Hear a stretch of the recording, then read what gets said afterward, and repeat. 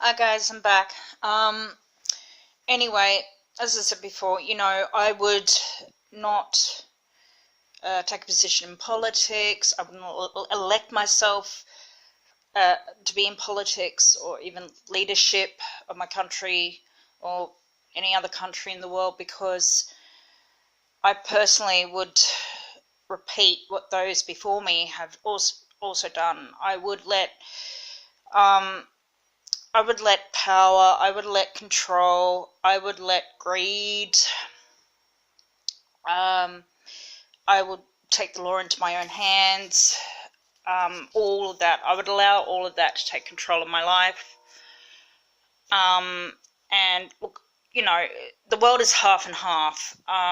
There are some of us who aren't aware and just need reminding, and but then you've got the other half that are aware and just, don't give a care. So,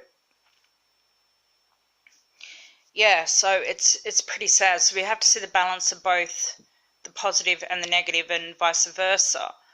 And,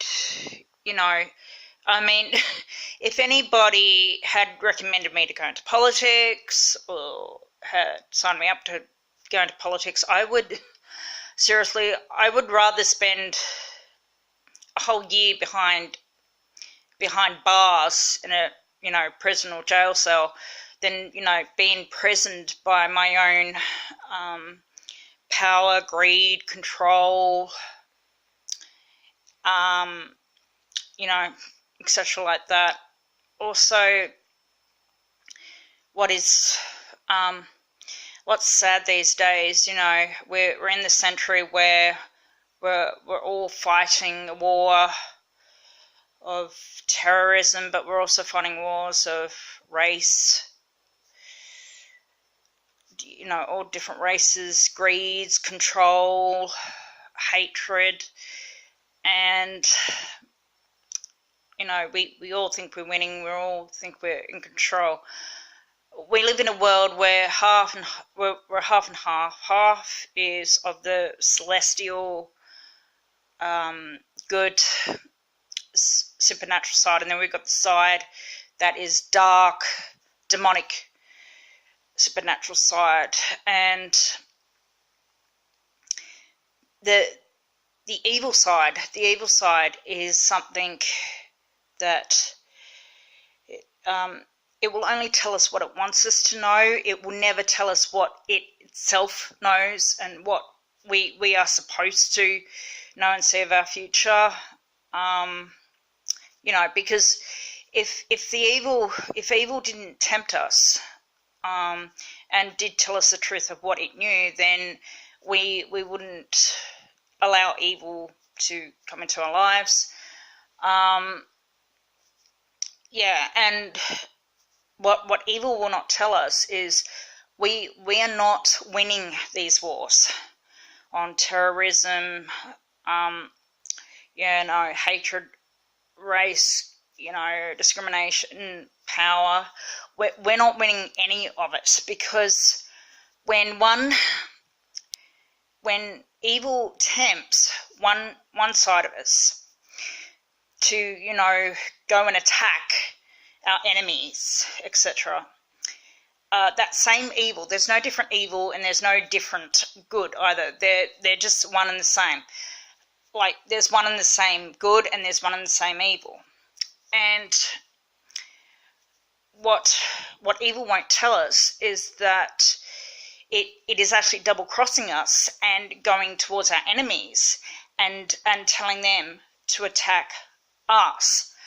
And so he's, in a sense, I suppose you could say, he's using us like scientific rats, and just using him for our own. He's using us for our, his own purposes, and we're all vulnerable to him. And when we're willing to give evil our strength, the strength and the power that we were born with when we came into this world, then he will replace us with his weaknesses. And yeah, so, and like those who have come before me, if I was told to sign up for the war, I would rather have actually handed myself into law enforcement. I would have actually chose to spend my time behind bars instead of spending my time being a prisoner of, war itself and all the, the guns that we use or the weapons that we use. And, what evil isn't telling us is that the purpose of fighting war today and in the past has got nothing to make sure that humanity wins, or that God wins. God's already won. He's always won. But it's actually the purpose of making sure that evil itself, the supernatural forces of evil itself, actually wins the war, because it's actually to do with the war between the supernatural forces of the good and the supernatural forces of evil.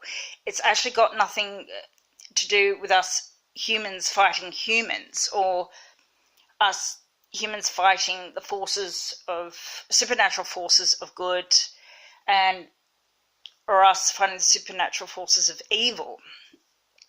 And it's actually the main purpose of the supernatural forces of good fighting the supernatural forces of evil.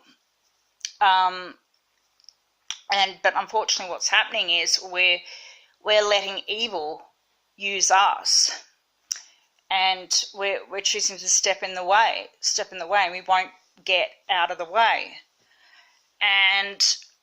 But we have to have hope, we have to keep a balance of keeping in the back of our minds the unthinkable and the impossible, but at the same time keeping hope, keeping the faith that things can improve in this world.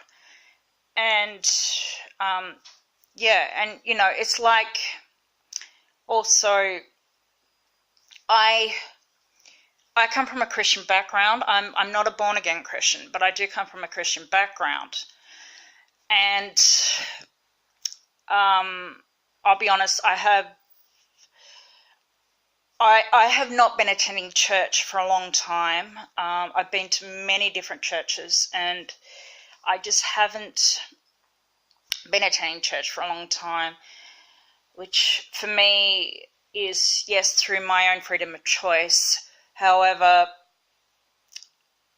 what's triggered me, what's tempted me, because, we all have freedom of choice, and in the background, we can be encouraged or we can be tempted, but at the end of the day, it's still our own freedom of choice. But what has, triggered me to not attend these churches is, with all these stories of these horrible church leader scandals, the sex allegations, and within the churches. And because in the past we've only heard of one side of the story of all these the good religious leaderships, but now everything's beginning to become exposed. We're only now hearing of all of the negative, because as I said, life has to be of a balance, and now just recently we're only starting to hear now of the negative side of different religious leaderships, and it's not just through within the Christian or the Catholic communities that who have done these horrible things to children. It can be other different faiths as well. They can do it, but the reason why now, some of the Catholic and the Christian leaders have been exposed is because Christ is actually allowing them to be exposed. He's sending in, he's giving those of us who are victims of these, giving us the strength to report it out to law enforcement, and because he tried to, throughout the years, he's tried to get through to the hearts of these